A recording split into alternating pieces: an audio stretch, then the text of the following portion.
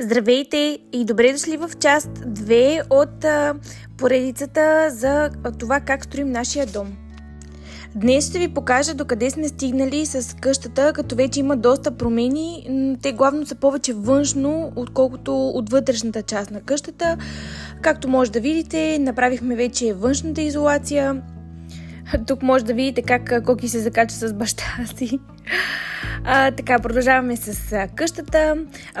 Самият цвят се води мляко с какао. Ако някой се интересува точно кой цвят е, мога да го покажа и да го изпратя в Инстаграм. Това тук са гредите, които ще бъдат покрив за нашата веранда. Измазаха вече момчетата, изляха бетона и чакаме да засъхне. Като малко по-късно в клипа ще ви покажа вече почти завършената част.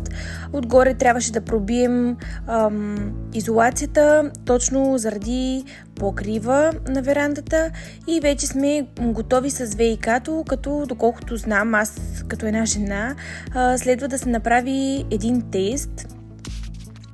Другата промяна, която се налага, е да разменим стаите от нашата и тази на Коки.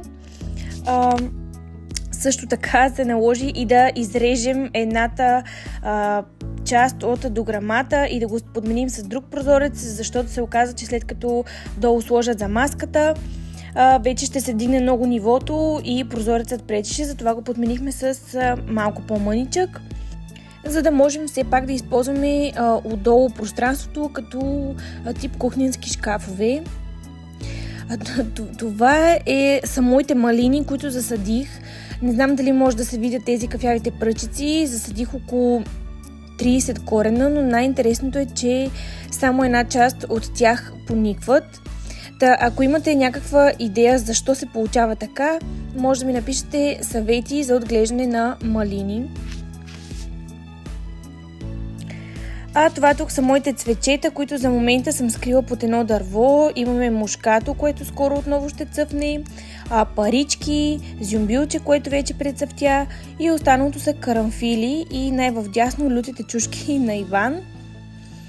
И също може да видите още едно позитивно нещо на това да си на село, защото детенцето опознава животните и ги запомня много по-лесно, когато ги види, когато ги докосне. Това тук е една седмица малко по-късно. Виждате какъв хаос е в двора.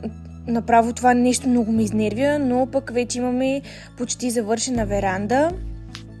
Като горе е сложен покрива с дъски. Тук видяхме, че лястовичките са си направили гнездо на покрива, който е над терасата и наистина съм много щастлива. Няма да го махаме, защото знам, че това носи здраве на дома и след като са си избрали да изберат нашия дом, вярвам, че наистина са усетили, че сме добри хора.